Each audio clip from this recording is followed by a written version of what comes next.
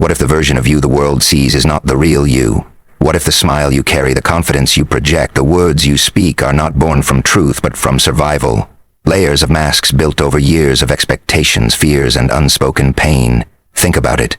From childhood we are told who to be, how to behave, what dreams are acceptable.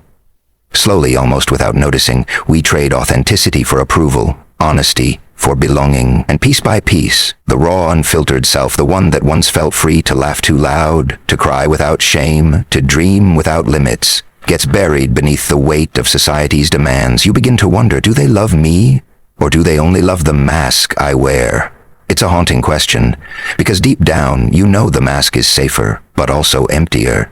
This isn't about pretending to be someone else, it's about forgetting who you are altogether. And when you forget, life becomes a performance.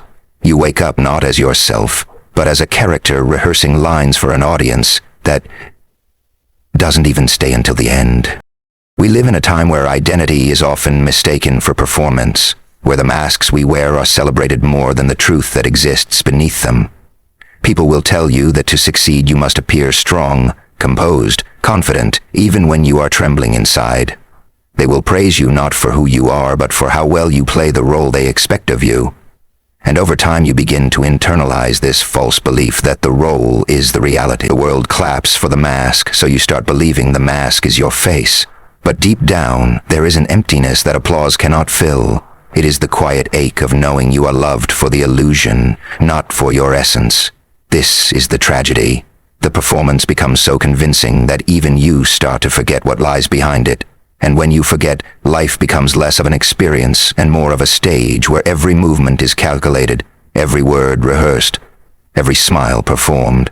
You begin to mistake survival for living, and in that confusion, you lose the intimate connection with your own truth. The conflict begins when society conditions you to believe that authenticity is dangerous. Children are born honest. They laugh when they feel joy. They cry when they feel pain. They speak before fear has taught them silence. But slowly they are told to hide. Be strong, they are told, which often means don't cry. Be polite, they hear, which sometimes means don't speak your truth. Be successful, they're instructed, which often translates to choose what others admire, not what makes your soul come alive. And so, little by little, the natural self becomes edited, trimmed, masked, until only fragments remain visible. This conditioning does not vanish with age, it evolves.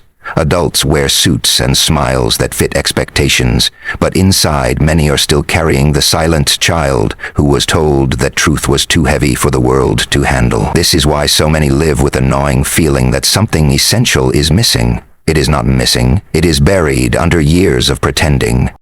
The misconception is that the mask is a shield, that by hiding your vulnerabilities you protect yourself from pain. But in reality, the mask is not a shield, it is a cage. Yes, it might prevent others from wounding the parts of you that feel tender, but it also prevents love, connection, and healing from reaching you. You present strength, but no one can comfort the wounds they cannot see. You present confidence, but no one can understand the doubts you never voice. You present kindness, but no one can meet the rage or sorrow you keep hidden. In protecting yourself from rejection, you also protect yourself from intimacy. You might gain respect, but you lose understanding. You might gain approval, but you lose belonging. And so the mask becomes both your armor and your prison, leaving you admired but unseen, praised but unloved, surrounded by people yet profoundly alone. The soul does not starve because of lack of attention, it starves because of lack of recognition. Even philosophy warns us of this danger. Machiavelli famously said that it is better to be feared than loved if one cannot be both, a line often misunderstood as glorifying coldness and manipulation. But what if the deeper lesson is not about others at all, but about the self? Fear is a mask we wear to protect our softest places. We show power, control, indifference, because we think vulnerability will invite harm, yet in doing so we end up fearing our own humanity. We start to see compassion as weakness, gentleness as risk, authenticity as danger. But the truth is, no amount of performance can erase the rawness of our inner life.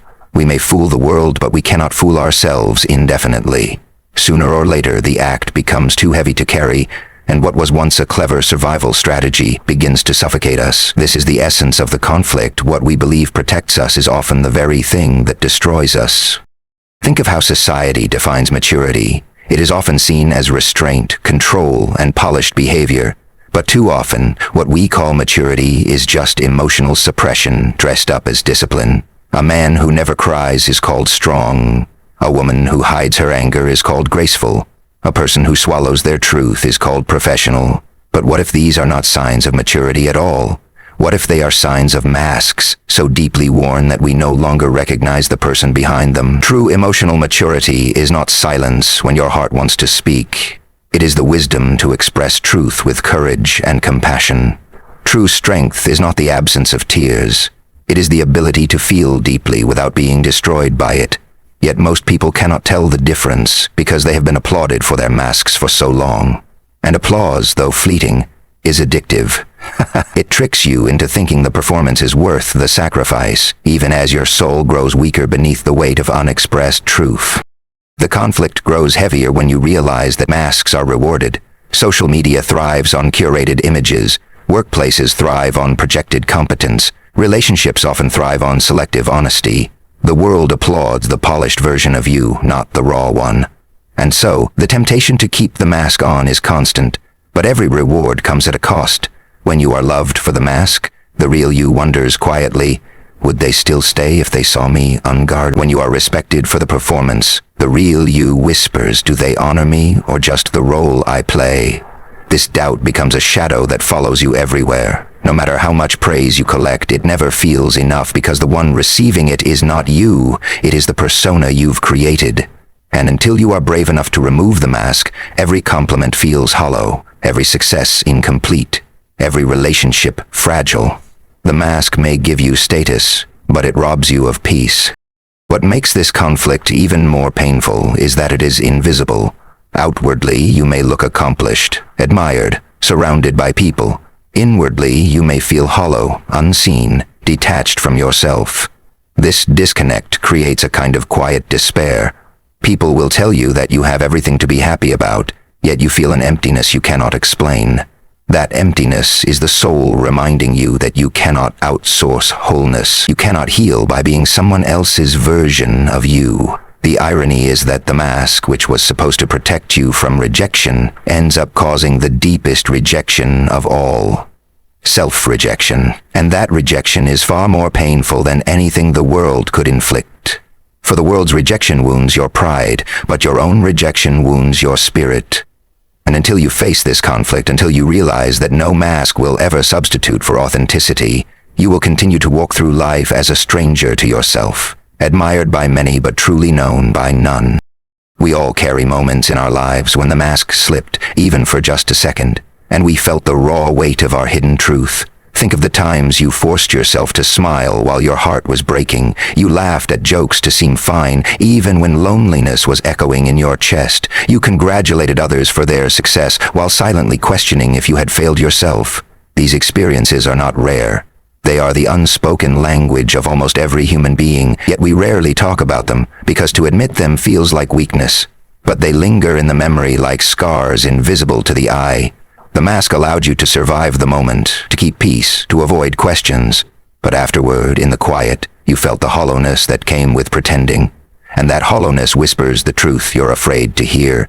People only saw the act, not the soul. There are friendships where you realize you were never truly known.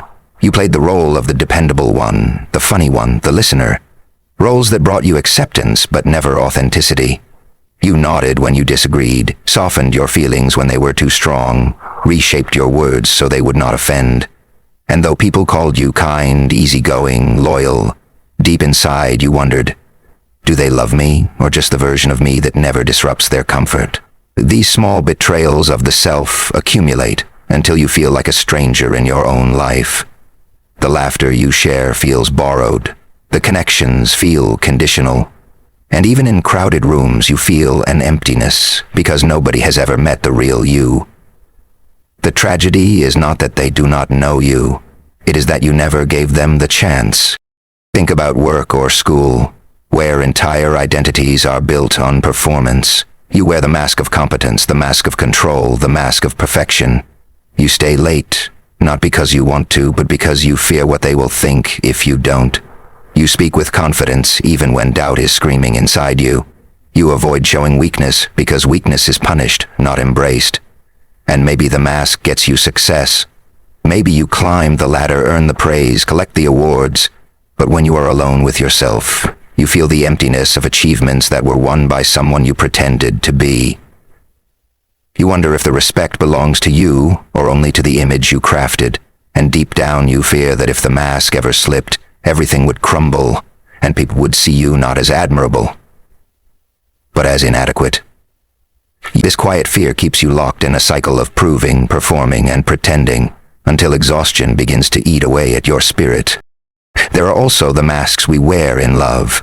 Relationships often begin with fragments of truth, but quickly we slip into characters we think will make us more lovable. We hide our insecurities, exaggerate our strengths, silence the parts of us we think are too much. We become what we think the other person wants, forgetting that love born from a mask can never reach the depths of the soul, and so we create fragile bonds, ones that feel good when the mask is polished but break apart the moment we reveal our imperfections. How many people have stayed in relationships not because they were known, but because they were performing well? How many hearts ache with the thought, if they knew the real me, they would leave? This fear is one of the deepest human pains, the terror that authenticity will cost us love. And yet, what is love worth if it is not given to the real you? There comes a breaking point, a moment when the weight of pretending grows unbearable. Maybe it was the night you sat in your room, surrounded by silence, realizing that not a single person truly knew what you were going through. Maybe it was during a conversation when someone praised your strength, and you wanted to scream that you were not strong at all, you were just tired. Maybe it was when you achieved something big, but instead of joy you felt emptiness, because the one who achieved it wasn't the real you. These moments sting because they reveal the gap between who you are and who you show the world, and in that gap lies suffering. But they also carry the seed of transformation, because when you realize the cost of hiding, you also realize the necessity of truth. Sometimes, the realization comes through pain, a heartbreak that strips you of pretense, a loss that cracks your mask wide open, a failure so great that you cannot hide behind perfection anymore. In those moments the mask falls, whether you want it to or not, and the real you stands naked in front of life. And strangely, though it hurts, there is also a strange freedom in it. For once you are not performing, you are simply existing. In raw truth, tears fall without shame, silence becomes sacred, and even though others may not understand, you feel a glimpse of relief, as if the soul has been waiting for this moment all along. These experiences remind us that masks are heavy, and while life may shatter them painfully, the breaking always leaves us closer to our essence. And then there are the rare, precious moments when someone truly sees you without the mask and does not flinch. A friend who holds space for your tears without trying to fix them. A partner who listens to your insecurities without pulling away. A stranger who shares their own vulnerability and makes you feel less alone. These are the moments that remind you that authenticity, though frightening, is also the doorway to connection. For when the mask falls and someone stays, it heals a wound far deeper than words can describe. It shows you that love is not about perfection, but presence, and belonging is not about performance, but truth. These glimpses of connection are what the soul craves, and they are proof that life becomes richer, not poorer, when we risk being real. There comes a moment when silence no longer feels like emptiness, but like sanctuary. At first, being alone feels unbearable, because without the noise of others you are left face to face with yourself. And that self, buried under years of masks and expectations, feels unfamiliar, almost like a stranger. But if you allow the silence to hold you instead of frighten you, something miraculous begins to happen. You start to hear the voice that has been waiting all along. It does not shout, it does not demand, it simply whispers truths you had forgotten. That whisper says you are more than what you perform. It reminds you of the child who once existed before fear, before judgment, before shame, and in that remembrance a flicker of strength awakens. You realize solitude is not punishment. It is the birthplace of authenticity. From stillness comes clarity, from quiet comes power. Scars tell the story of this awakening more honestly than polished smiles ever could. Every scar, emotional or physical, is proof that you survived what once threatened to break you. And though society teaches us to hide our scars, to cover them with more masks, the soul knows that scars are not symbols of weakness, but of resilience. They say, "Here is where I was wounded, and here is where I healed." When you see yourself through this lens, the shame begins to dissolve. You no longer measure your worth by the approval of others, but by the courage it took to endure and still remain standing. And suddenly the scars you once wished away become the very evidence of your strength. They remind you that beneath the surface of every performance lies a survivor who has faced storms and is still here, breathing, unbroken. In essence, the awakening is not a sudden explosion of light. It is often a gradual illumination, like dawn breaking slowly over a dark horizon. You begin to notice the small ways you have always undervalued yourself, the way you apologized for existing too loudly, the way you shrank when your truth was inconvenient, the way you sought permission to feel what was already yours to feel. And then you realize, almost painfully, that you do not need permission. Your existence is justification enough. Your worth does not require applause, nor validation, nor evidence. It is inherent, unshakable, immovable. This realization is both liberating and terrifying. Liberating, because it means you no longer have to beg the world for love. Terrifying, because it demands that you take responsibility for seeing yourself clearly, without leaning on the mask as a crutch. But this responsibility is the root of freedom. Imagery becomes powerful in this stage. The light that pierces through the cracks of your brokenness. The silence that feels heavy but also cleansing. The solitude that once felt unbearable, now transformed into a mirror where the real you finally emerges. You begin to feel the difference between loneliness and aloneness. Loneliness is the ache of being unseen. Aloneness is the strength of finally seeing yourself. And when that shift occurs, when you no longer seek to escape your own presence, you step into a kind of power that cannot be shaken by circumstance. You learn that being unmasked, though vulnerable, is also where your essence shines brightest. You no longer confuse scars with shame, silence with weakness, or solitude with failure. Instead, you see them as sacred teachers, guiding you back to your core. In reclaiming your self-worth, you begin to let go of the endless chase for external validation. You stop measuring your days by likes, by titles, by applause. Instead, you begin to ask a different kind of question. Did I live in truth today? Did I honor myself in small, quiet ways? And when the answer is yes, the peace that follows is more powerful than any fleeting recognition the world could offer. This is where the real revolution begins, the revolution of not needing to perform anymore. It does not mean you stop striving or growing, but that your striving is no longer desperation for approval, but expression of who you already are. That shift changes everything. Your relationships become deeper because you no longer fear being seen. Your work becomes purposeful because it flows from authenticity, not insecurity. Your presence becomes powerful because it radiates truth instead of disguise. There is a dignity that comes with awakening, a kind of unshakable calm. Not arrogance, not pride, but a steady awareness that you are enough as you are. It is the quiet courage to walk into rooms without the mask, to speak truths even if they are misunderstood, to love yourself even if others cannot. And in doing so, you discover something profound. When you stop abandoning yourself, the world may or may not change, but your experience of it transforms completely. Rejection no longer wounds you in the same way, because you are no longer rejecting yourself. Loneliness no longer consumes you because you have built intimacy with your own being. Failure no longer destroys you because you understand it does not define your worth. This is the unshakable foundation upon which true strength is built, not perfection, but presence.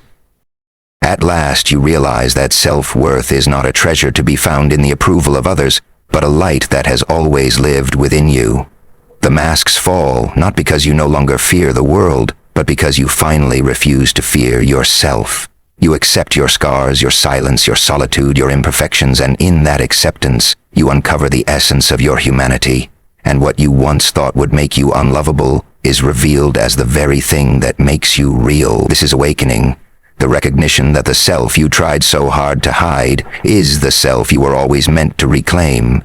And when you stand in that truth, unmasked, you embody a freedom that no applause, no validation, no external power could ever give you.